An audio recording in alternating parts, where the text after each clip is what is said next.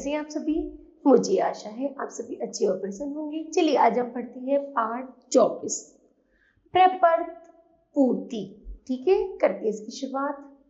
सबसे पहले बैंक, डाकघर और रेलवे आरक्षण संबंधी प्रपत्र को जानते हैं। ठीक है, व्यावहारिक जीवन में अनेक कार्यों के लिए विभिन्न प्रपत्र फॉर्म भरने पड़ते हैं। बैंकों में रुपए जमा करने और निकालने के लिए प्रपत्र भरे जाते हैं।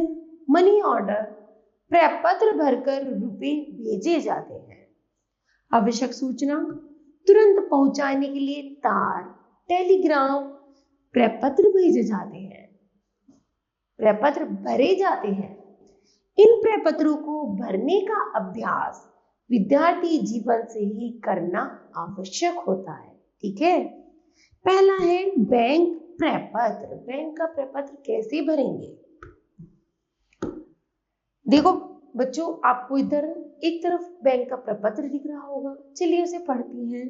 नगद और चेक द्वारा रुपए जमा करने के लिए प्रपत्र भरना। नगद या चेक द्वारा रुपया जमा करने के लिए बगल में दिए गए सिंडिकेट बैंक के प्रपत्र को निम्नलिखित प्रकार से भरना चाहिए। सबसे पहले बैंक की शाखा का नाम, यहाँ पर हम क्या लिखेंगे? सबसे पहले हम यहाँ पर लिखेंगे बैंक की शाखा का नाम। दूसरा, रुपए जमा करने की दिनांक, इस तरफ डालेंगे हम दिनांक। फिर है खाते का स्वरूप, जैसे बचत खाता है ना, चालू खाता है, तो हम यहाँ पर लिखेंगे कौन सा खाता है। ठीक है, उसके बाद है जिसका खाता है उसके खाते की संख्या, अपना नाम डालेंगे और खाते की संख्या भरेंगे। फिर उसके बाद धनराशि लिखेंगे। यहाँ पर हम धनराशि लिखेंगे कि हमें 1 लाख लेने हैं, 2 लाख लेने हैं, कितने लेने हैं। ठीक है, यहाँ पर हम अंकों में लिखेंगे और यहाँ हम शब्दों में लिखेंगे। यहाँ 1 लाख रुपए हम जैसे शब्दों में लिखेंगे, यहाँ हम अंकों में लिखेंगे। ठीक है, उसी तरह यहाँ जमा की जाने वाली राशि अंकों में लिखी जाती है। यहाँ जमा की जाने वाली नगद राशि को विभिन्न नोटों की संख्या में लिखकर कुल राशि का योग लिखा जाता है। जैसे हमने यहाँ पर 1 लाख रुपए भरे, तो यहाँ पर पैसे लिखे हुए हैं, तो हमने 500 के कितने रुपए जमा करे 1 लाख करने के लिए? 500 के हमने 1000 नोट, कितने नोट लिए? 200 नोट। कितने नोट लिए हमने यहाँ पे? 200। ठीक है, 500 के हमने कितने लिए? 200 नोट लिए, है ना। और इसे डिवाइड करके लिख देंगे हम वहां पे। यहाँ पर हम इसको क्या करेंगे? गुणा करेंगे और नीचे जा करके हम इसको अंत में लिख देंगे कि हमारे इतने रुपए हैं। ठीक है, उसी तरह फिर हम दूसरे पेज पर भी ऐसे लिखेंगे बैंक की शाखा का नाम, रुपए जमा किए जाने की दिनांक, जिसका खाता उसके खाते की संख्या, खाते का स्वरूप जैसे बचत खाता, जिसका खाता है उसका नाम, जहां जमा की जाने वाली धनराशि शब्दों में लिखी गई है उन्हें वहां पर शब्दों में लिखना है, जहां अंकों में है वहां अंकों में लिखना है।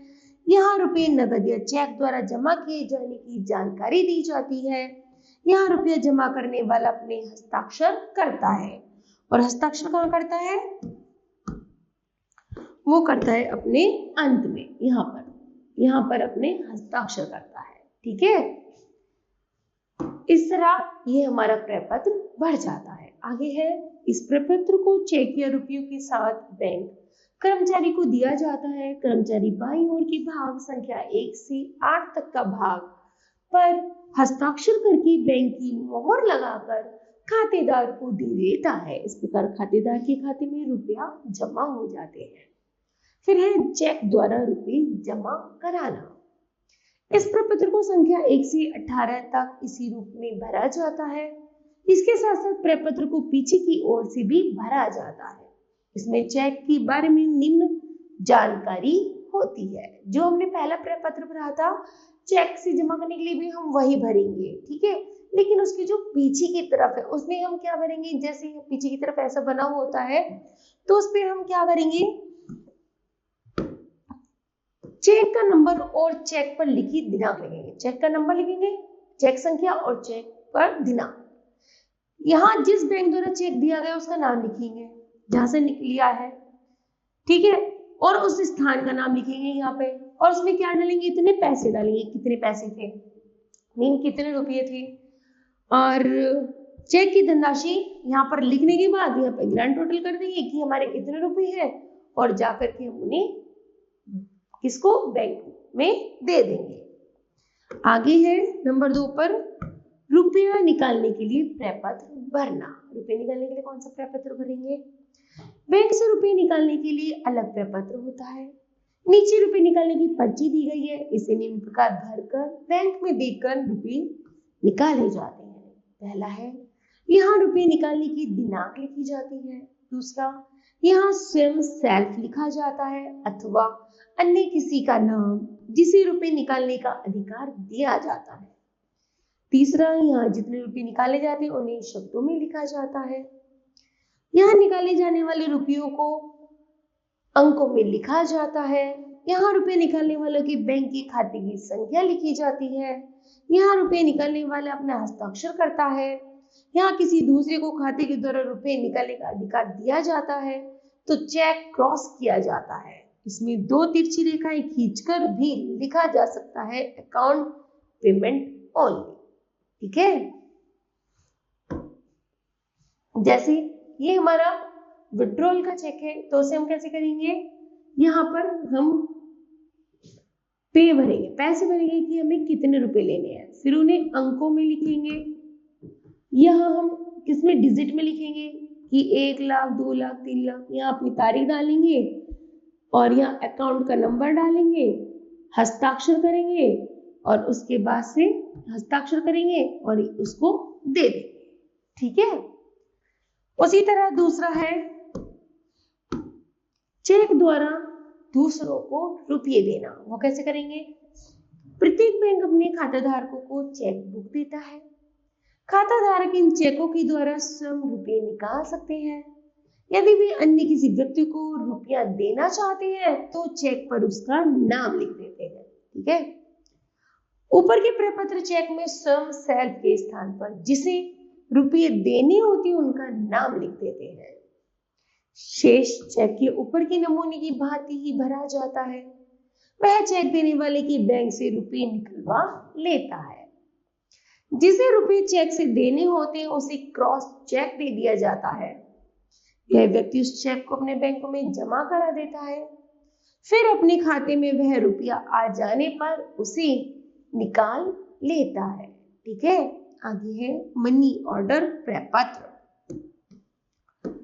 मनी ऑर्डर प्रपत्र है, एक स्थान से दूसरे स्थान तक धनराशि भेजने के लिए मनी ऑर्डर एक माध्यम है। मनी ऑर्डर प्रपत्र भरकर डाकघर में रुपयों सहित जमा करा दिया जाता है। जिसे रुपये भेजने होते हैं उसका नाम पता प्रपत्र में लिख दिया जाता है।